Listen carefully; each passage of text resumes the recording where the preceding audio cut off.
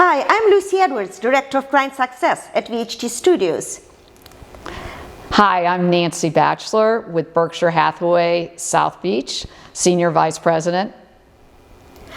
And today we're just going to talk about everyday items, things, directions that's going on in the real estate world. I would love to start with your reputation. You have a stellar reputation. You are professional, your energy is amazing, you know exactly what you are doing, and you've been in Miami all your life. So just to find out how you came to real estate and how you were fighting to be where you are right now. Well, that's a great question. I think my past sales experience has really prepared me for selling real estate. I grew up in retail, selling sweaters, selling hot dogs, selling boats, selling yachts, selling charter vacations. So also my family, my father was a developer and an attorney, and I grew up in job sites, and my whole family has loved real estate. So if you don't love real estate, don't go in this business. Or if you don't like people, don't go in this business. I was just going to say, you are such a people's person, and it comes across that that's all you want to do is to make sure that everyone is happy to either sell their home and they're comfortable with you, or to buy their home and you are so proud of providing that emotion that when someone looks at the house and they love it, you make them feel so comfortable. Well, I think it's important to remember that this is somebody's home, and this is their biggest asset in their life. And all of this terminology, all of this is new, and it's also very stressful. Change, moving, buying a new home, selling a new home, it rocks a lot of people's boats. And so I think it's important to keep in mind their feelings, the client's feelings, and try to do whatever you can to prepare them, educate them, and follow along. And there's no such thing as a stupid question. And I think that's what has made us different, is that we really do care. And it's also, each deal counts, big or small. We really, are concerned about the client and their needs, and not everything goes, smoothly. There's about 180 steps in an average real estate transaction. Wow. And, it can be, like riding, lots of waves. So it's definitely has its challenges, but we try to be available to the client, because it is all very stressful. Well, in the last couple of months, you sold $150 million of real estate. That is amazing. Obviously, coming back to your reputation, you have that energy that attracts people. I heard how you talk on the phone with your colleagues, realtors from completely different companies, not from Berkshire Hathaway, but you are friends with them. You want to make sure that your client, your seller, is comfortable. You want to make sure that the buyer who is coming over is the right buyer. You are not just dragging anyone from the street to look at $18 million listing. So that is, I respect it greatly, and just want to find out, how did you coming back to the reputation, attention to detail, or maybe your team? You have a great team. Yep, I sure do. We've worked very hard on it, but I think it goes back to customer service. And having a retail background, the customer's always right. They have a voice. We want to listen to them. They are the ones that, pay our bills, and everyone, big or small, is important. And I think in this world of technology, it's so easy to text. It's so easy to have somebody get a voicemail. I think that is what's really important, is to answer your phone.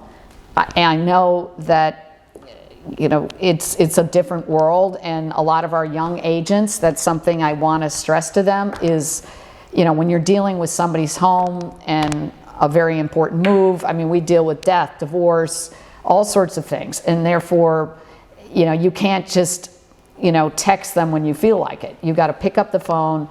You have to be collaborative with the other agents, because often they might have a client that they're with and they want to see your property, and it really helps to be accessible and easy to work with. And I noticed, I realized you always pick up the phone. When I call you, you pick up the phone, or you call me right back, or you text me that you're going to call me back in 20 minutes. That is absolutely fabulous. And today, at this absolutely amazing property, you were always on the phone, and here you are. I respect it tremendously. I also believe in picking up the phone. I came to America 42 years ago, and at my very first job I was told, you pick up the phone before the third ring. So it's stick with me. Well, that is a secret of a winner, because that really works, and it sometimes is challenging for me, and I know my family often resents that I'm always answering the phone, and we try to have the courtesy when we're with a client to give them all of our attention. But I think if you can be on top of your emails, on top of the texts, and answer your phone, when somebody wants to buy something, they want to buy it. So when they get a voicemail, they go on to the next thing. So I think if you want to be a top agent, do the simple things. Answer your phone and be available, and follow up. It's so frustrating because so many people just don't do the most basic things. Follow up, yeah, that is definitely a number one rule. Also, your referral base. I understand with $150 million worth of real estate in 2 months, you have to have some referrals. They're not just all new clients. Are you keeping up with postcards or with phone calls? Well, that's a very good question. We actually did $150 million in 2020, but the majority of the business happened in the last 3 months, which is, part of South Florida's appeal. But our referrals, because I come from a retail background, it's better and easier to keep a client than get a new one. And they know you, they trust you, you have a relationship, you know their family, you know their dogs, you know where their, what their goals are and lifestyles. So, but what we do is a lot of the stuff is back to basics again. It goes just like answering your phone. It's back to basics. It's called writing thank you notes. It's called remembers people's birthday. Remember, the anniversary of their house. That's all important. And we have a very good but simple, CRM that, all of our leads funnel into that. Okay, so from Zillow, from Realtor.com, from, all over, they funnel in. And but we do one mailing once a month to our core 150, past clients. I mean, for Christmas, for New Year's, we did orchids to most of our past clients. Oh, that is beautiful. We try to do, food gifts. We do closing gifts, because they're why we're here is the clients. It's not all about us. And I think, there's been sort of a trend in, real estate salespeople to paint them, getting out of their fancy car and, being on yachts and all having fun. But it is really hard work. And I think if you can always put the client's needs before yours, you're going to be successful.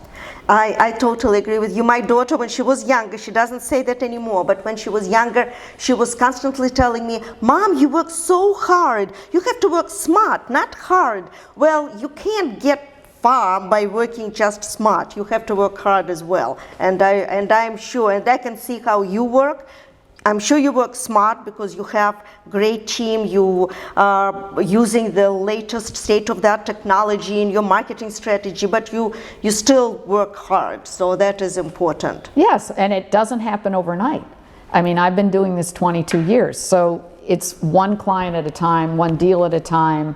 Having goals, it's just like working out. You have to do it consistently, but you have to go back to your old friends that have supported you, that know you. And I think it is time management, and that's why, it is stressful, and I think you do have to really be good with organizing your time, and that is something that everybody struggles with. So we do try to work, I also didn't do all this on my own. I have a very good network of, assistants, agents. I have 7 agents that work with me. Each have a certain niche they work.